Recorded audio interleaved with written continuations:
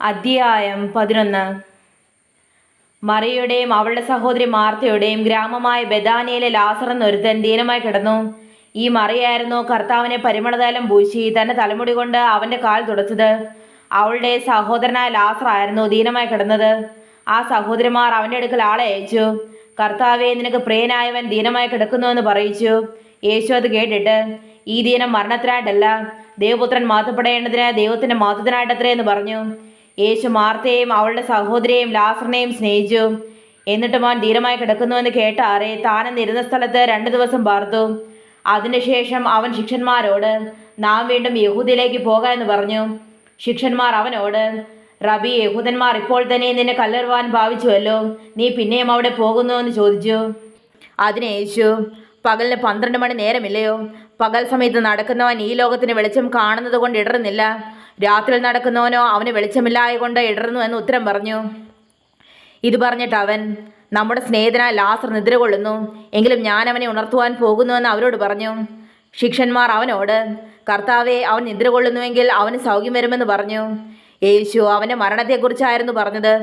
ഉറക്കമെന്ന നിദ്രയെക്കുറിച്ച് പറഞ്ഞുവെന്ന് അവർക്ക് തോന്നിപ്പോയി. അപ്പോൾ യേശു സ്പഷ്ടമായി അവരോട്, ലാസർ മരിച്ചുപോയി. ഞാൻ അവിടെ ഇല്ലാഞ്ഞതുകൊണ്ട് നിങ്ങളെ വിചാരിച്ച് സന്തോഷിക്കുന്നു. നിങ്ങൾ വിശ്വസിപ്പാൻ ഇടയാകുമല്ലോ.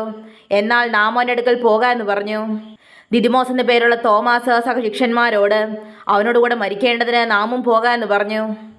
യേശുവോടെ എത്തിയപ്പോൾ അവനെ കല്ലറിൽ വെച്ചിട്ട് 4 ദിവസമായി എന്നറിഞ്ഞു. ബെഥാന്യ യെരുശലേമിനരികെ ഏകദേശം 2 നാഴിക ദൂരത്തായിരുന്നു. മാർത്തയെയും മറിയയെയും സഹോദരനെക്കുറിച്ച് ആശ്വസിപ്പിക്കേണ്ടതിന് പല യഹൂദന്മാരും അവരുടെ അടുക്കൽ വന്നിരുന്നു. യേശു വരുന്നു എന്ന് കേട്ടിട്ട് മാർത്ത അവനെ എതിരേൽപ്പാൻ ചെന്നു. മറിയോ വീട്ടിലിരുന്നു. മാർത്ത യേശുവിനോട്, കർത്താവെ, നീ ഇവിടെ ഉണ്ടായിരുന്നു എങ്കിൽ എൻ്റെ സഹോദരൻ മരിക്കയില്ലായിരുന്നു.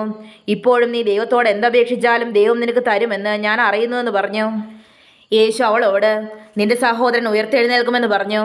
മാർത്ത അവനോട്, ഒടുക്കത്തെ നാളിലെ പുനരുത്ഥാനത്തിൽ അവൻ ഉയർത്തെഴുന്നേൽക്കുമെന്ന് ഞാൻ അറിയുന്നുവെന്ന് പറഞ്ഞു. യേശു അവളോട്, ഞാൻ തന്നെ പുനരുത്ഥാനവും ജീവനുമാവുന്നു. എന്നിൽ വിശ്വസിക്കുന്നവൻ മരിച്ചാലും ജീവിക്കും. ജീവിച്ചിരുന്ന എന്നിൽ വിശ്വസിക്കുന്നവനാരും ഒരു നാളും മരിക്കയില്ല. ഇത് നീ വിശ്വസിക്കുന്നുവെന്ന് പറഞ്ഞു. അവൾ അവനോട്, ഉവ്വ് കർത്താവേ, ലോകത്തിൽ വരുവാനുള്ള ദൈവപുത്രനായ ക്രിസ്തു നീ തന്നെ എന്ന് ഞാൻ വിശ്വസിച്ചിരിക്കുന്നുവെന്ന് പറഞ്ഞിട്ട് പോയി തൻ്റെ സഹോദരിയായ മറിയെ സ്വകാര്യമായി വിളിച്ചു. ഗുരു വന്നിട്ടുണ്ട്, നിന്നെ വിളിക്കുന്നുവെന്ന് പറഞ്ഞു. അവൾ കേട്ട ഉടനെ എഴുന്നേറ്റ് അവൻ്റെ അടുക്കൽ വന്നു.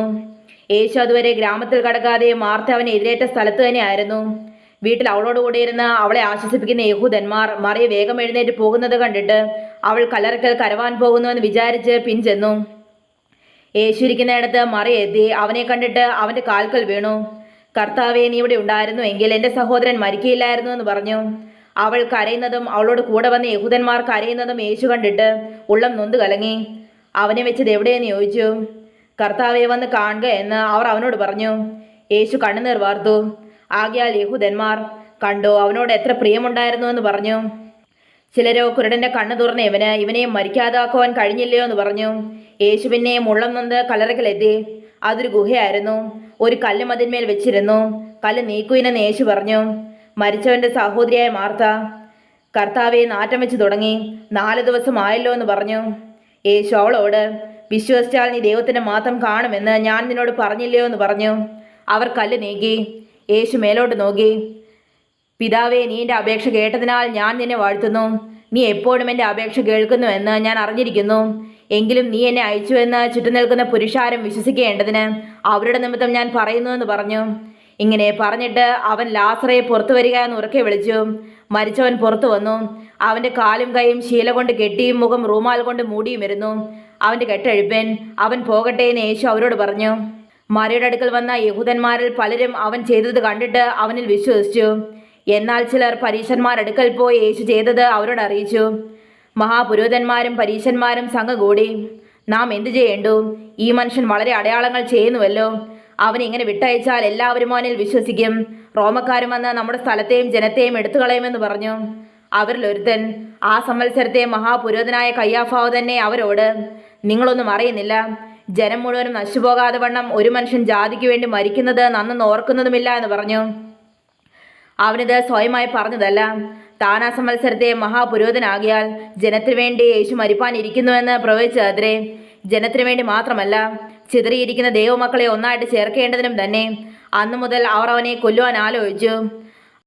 അതുകൊണ്ട് യേശു യഹൂദന്മാരുടെ ഇടയിൽ പിന്നെ പരസ്യമായി നടക്കാതെ അവിടം വിട്ട് മരുഭൂമിക്കരികെ എഫ്രായിം മത പട്ടണത്തിലേക്ക് വാങ്ങി ശിഷ്യന്മാരുമായി അവിടെ പാർത്തു.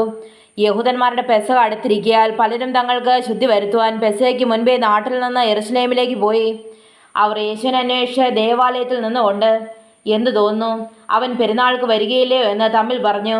എന്നാൽ മഹാപുരോഹിതന്മാരും പരീശന്മാരും അവനെ പിടിക്കണമെന്ന് വെച്ച് അവനിരിക്കുന്ന ഇടം ആരെങ്കിലും അറിഞ്ഞാൽ അറിവ് തരണമെന്ന് കൽപ്പന കൊടുത്തിരുന്നു.